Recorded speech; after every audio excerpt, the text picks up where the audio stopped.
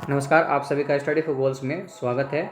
यहाँ पे आपको कुछ बैकग्राउंड अगर साउंड आ रही होगी तो उसे आप इग्नोर कर सकते हैं, ठीक है। क्योंकि अभी मुहर्रम का समय है तो लोग यहाँ पे अपना जश्न मनाने के लिए यहाँ पे कुछ जो सॉन्ग होते हैं वो बजा रहे हैं, तो शायद आपको आ रही होगी, और नहीं आ रही होगी तो बहुत अच्छी बात है, ठीक है। बढ़ते हैं क्लास की ओर। तो इसमें देखते हैं कि कंप्यूटर के जो प्रैक्टिस सेट आपको यहाँ पे मतलब मॉक टेस्ट जो दिए गए हैं, उसमें आपका फुल लेंथ टेस्ट में आपको यहाँ पे 35 नंबर का जो मॉक टेस्ट आपको संडे को प्रोवाइड किया गया है, उसका यहाँ पे सॉल्यूशन मैं दे रहा हूँ, ठीक है। साथ ही यहाँ पे उसके एनालिसिस भी देख लेंगे, थोड़े बहुत जो भी होंगे उनको एक एक करके। और यह 3 PM से लेके 5 PM के बीच में आपको दी जाती है, बाइलिंगुअल होती है, ठीक है। आप कहाँ से दे सकते हैं? स्टडी फॉर गोल्स ऐप से दे सकते हैं, उसे आप प्ले स्टोर से इंस्टॉल करके दे सकते हैं। बढ़ते क्वेश्चन की ओर देखते हैं क्या है इसमें। माइक्रोसॉफ्ट ऑफिस में कौन सी फंक्शन की प्रिंट प्रीव्यू विंडो को देखने के लिए प्रदर्शित करती है? तो विच फंक्शन की display the print preview control Windows in Microsoft office, ठीक है। किसके जरिए हम जो यहाँ पर पेज होता है, मतलब जो स्क्रीन पर रहता है, उसे हम प्रिंट प्रीव्यू के तौर पर देख सकते हैं। तो आपका Ctrl+F2 के द्वारा इसे देखा जा सकता है। साथ ही यहाँ पर अगर देखना है इसे और तरीके से तो Ctrl+Alt+I के जरिए भी इसे हम प्रिंट प्रीव्यू देख सकते हैं, ठीक है। ये सभी में अप्लाई हो जाते हैं। नेक्स्ट हम बात करें, वैक्यूम ट्यूब को कंप्यूटर की पीढ़ी द्वारा इस्तेमाल किया गया था, मतलब किस जनरेशन में इसे इस्तेमाल किया गया था वैक्यूम ट्यूब को, यहाँ पे पूछ रहा है। तो आपके यहाँ पे ऑप्शन है फर्स्ट, और बी में थर्ड, सी में सेकेंड, और फोर्थ में आपका हो जाएगा फोर्थ। तो यहाँ पे जो आपका राइट ऑप्शन हो जाएगा वो पहले जनरेशन में इसका यूज किया गया था। इस तरह से याद करेंगे VT, उसके बाद हम मतलब एक एक करके याद कर लेंगे। VT, उसके बाद ट्रांजिस्टर, V के बाद T ट्रांजिस्टर, फिर IC, फिर लार्ज IC, ठीक है। तो मतलब कि वैक्यूम ट्यूब फर्स्ट में, सेकेंड में आपका हो जाएगा ट्रांजिस्टर, थर्ड में आपका इंटीग्रेटेड सर्किट, और फोर्थ में लार्ज इंटीग्रेटेड सर्किट, और फिफ्थ में क्या हो जाएगा आर्टिफिशियल इंटेलिजेंस, ठीक है। तो इस तरह से आपका यहाँ पर फर्स्ट ऑप्शन सही हो जाएगा। नेक्स्ट पे आते हैं, कंप्यूटर शब्दावली में निबल क्या है? इन computer terminology what is the nibble? तो एक किलोबाइट, टेराबाइट, गीगाबाइट और हाफ अ बाइट। तो यहाँ पे हाफ अ बाइट हो जाएगा। हालांकि इसके यहाँ पर जो ऑप्शन होना चाहिए थे कुछ अलग ही होना चाहिए था, लेकिन यह भी हो सकता है। वैसे भी एक निबल जो होता है आपका, यह भी आपको याद रखना होगा। एक निबल यहाँ पर 4 बिट हो जाएगा। साथ ही साथ अगर हम आगे बात करें तो 8 bit is equal to 1 byte हो जाएगा। बाइट, बीट और बाइट में आपको डिफरेंस होने चाहिए, ठीक है। 8 बिट बराबर 1 बाइट, और 4 बिट बराबर 1 निबल, ठीक है। इसी तरह से अगर हम आगे बढ़ें तो 1024 byte is equal to 1 GB हो जाएगा। अगर सबसे बड़ी बात करें, मतलब कि अगर आपको कोई पूछे कि सबसे बड़ा कौन सा होता है, तो यहाँ पे हो जाएगा 1024 brontobyte is equal to 1 geopbyte हो जाएगा, मतलब कि G और P, इस तरह से, ठीक है। GB, G और B, लास्ट में भी GB है, ठीक है। आपको ध्यान रखना, एक गीगाबाइट होता है और एक जिप्टो बाइट हो जाएगा, जीपो बाइट हो जाएगा, ठीक है। नेक्स्ट हम बात करें 94 नंबर का, तो GUI का पूर्ण विस्तारित रूप क्या होता है? What is the full expanded form of GUI? तो यहाँ पे आपका डायरेक्ट मैं ऑप्शन पे चलता हूँ, तो ग्राफिकल यूजर इंटरफेस, तो हो जाएगा graphical user interface, C option सही हो जाएगा। नेक्स्ट पे आते हैं, सर्च इंजन निम्नलिखित में से कौन सा नहीं है? Which of the following is not a search engine? Google एक सर्च इंजन है जहाँ पे हम सारी चीज़ों को सर्च करते हैं, वह अपने इंसाइक्लोपीडिया से हमें दिखाता है। याहू भी है जो पहले यूज किया जाता था, अभी इसका यूज नहीं किया जाता है, लगभग ना के बराबर होता है। और यहाँ पे अल्टा विस्टा, यह भी एक सर्च इंजन है। लेकिन ट्विटर जो है एक सोशल मीडिया प्लेटफॉर्म है, ठीक है, सोशल मीडिया प्लेटफॉर्म, तो यह एक नहीं हो जाएगा। तो यहाँ पे सी ऑप्शन आपका सही हो जाएगा। नेक्स्ट हम बात करें, वेब पेज का उपयोग करके बनाए जाते हैं। Web page are created using, इसके द्वारा वेब पेज को यहाँ पर बनाया जाता है। तो यहाँ पर आपका राइट ऑप्शन हो जाएगा सी, हाइपर टेक्स्ट मार्कअप लैंग्वेज के द्वारा। आपको लैंग्वेज हमेशा याद रखना, किसी चीज़ को आप अगर एप्लीकेशन भी बना रहे हैं तो लैंग्वेज के ही जरिए बनाया जाता है, ठीक है।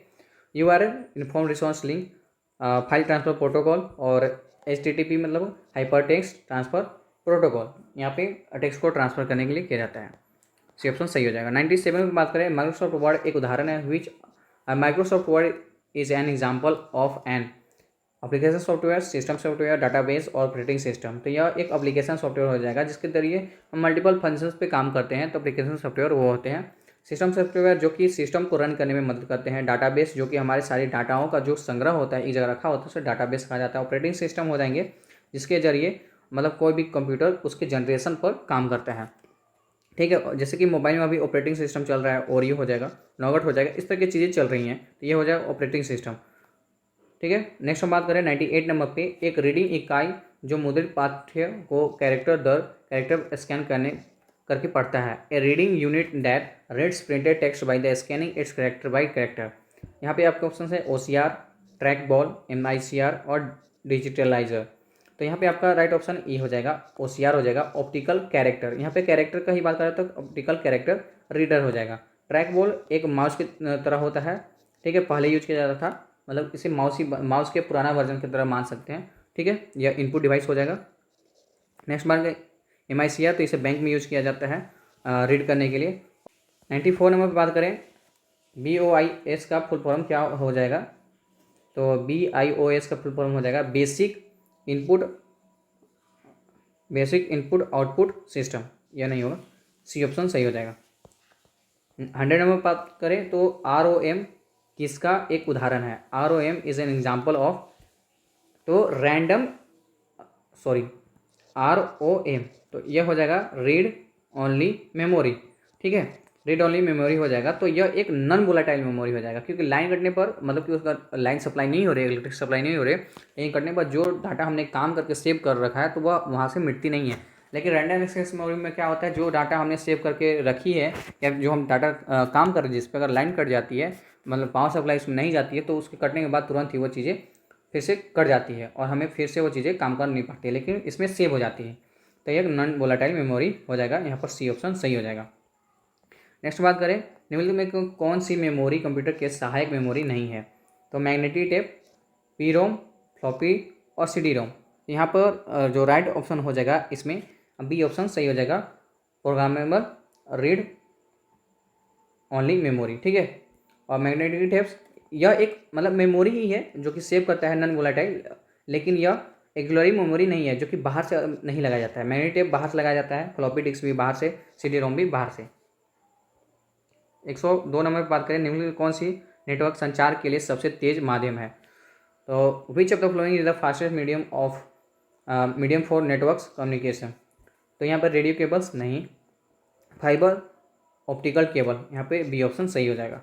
नेक्स्ट बात करें, गूगल क्रोम में एक नई इनकोग्निटो मोड कमांड से खोली जा सकती है। A new incognito window in Google Chrome can be open with the command. तो यहाँ पे जो राइट ऑप्शन हो जाएगा इसमें डी ऑप्शन सही हो जाएगा, Ctrl+C+N से।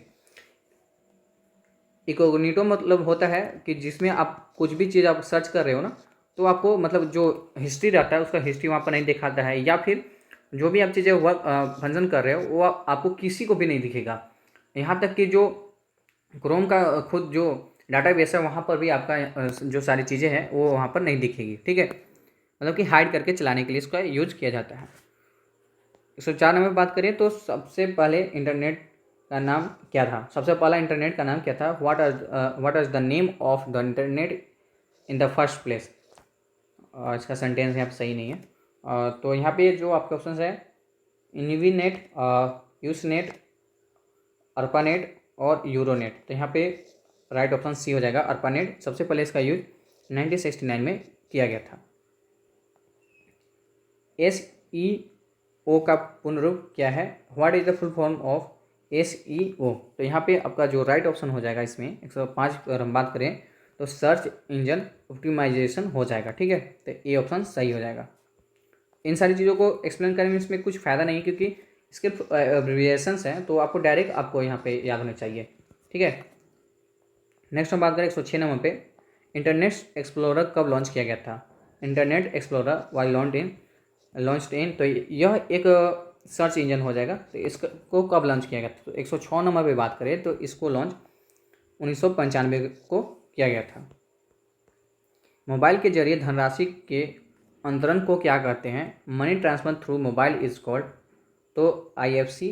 ATM हो जाएगा, ऑटोमेटेड टेलर मशीन, तो यह पैसे निकालने के लिए यूज किया जाता है, ठीक है। IFS भी नहीं होगा, IMPS हो जाएगा। इसका मतलब हो जाता है इमीडिएट पेमेंट सर्विस, ठीक है। इसके ज़रिए हम जो पेमेंट होता है मोबाइल के ज़रिए वो हम करते हैं। अगर हम बात करें सैलरी भेजने के लिए, अगर जैसे कंपनी में सभी को सैलरी दी जा रही है, ठीक है, मान लीजिए यहाँ पे 4 लोग हैं, चारों को सैलरी दी जानी है और सबको सेम सैलरी दी जानी है, तो एक तरह से बार बार करके हम तो नहीं भेजेंगे, लेकिन मान लीजिए 100 लोग हैं मेरे पास, तो 100 लोग को एक करके तो नहीं भेजा जाएगा। इसके लिए एक चीज़ यूज किया जाता है ECS, जिसके जरिए एक साथ सभी को सैलरी भेज दी जाती है। 108 नंबर बात करें, एक संचार प्रोटोकॉल है, इज ए कम्युनिकेशन प्रोटोकॉल। तो यहाँ पे 108 नंबर पे डी ऑप्शन सही हो जाएगा, हाइपर टेक्स्ट ट्रांसफ़र प्रोटोकॉल। तो यहाँ पे इसके लिए यूज किया जाता है संचार करने के लिए टेक्स्ट ट्रांसफ़र, यहाँ पे आ रहा है ना, तो इससे का यूज किया जाता है, डी ऑप्शन सही हो जाएगा। निम्न उपकरणों GUI पर आधारित OS में सहायता देता है, फ्लोइंग डिवाइस एड्स इन अ GUI बेस्ड OS। तो यहाँ पे जो राइट ऑप्शन हो जाएगा, इसमें सभी हो जाएंगे, कीपैड भी यूज किए जाते हैं, टच पैड भी यूज किए जाते हैं, माउस भी यूज किए जाते हैं GUI को वर्क करने के लिए, तो यहाँ पे सभी विकल्प सही हो जाएंगे। 10 USB टर्म का फुल फॉर्म क्या है? What does the term USB stands for? Sentence कभी कभी यहाँ पे सही नहीं लिखे होते हैं, चलिए ठीक है, कोई बात नहीं। तो यहाँ पे हो जाएंगे इन्वर्स सीरियल बस, तो यहाँ पे C ऑप्शन सही हो जाएगा, ठीक है। तो ये आपके क्वेश्चन थे जो कि आपके कंप्यूटर से थे, तो उनको आप एक बार देख लीजिएगा और साथ ही साथ कंप्यूटर की प्रैक्टिस भी आप कर सकते हैं।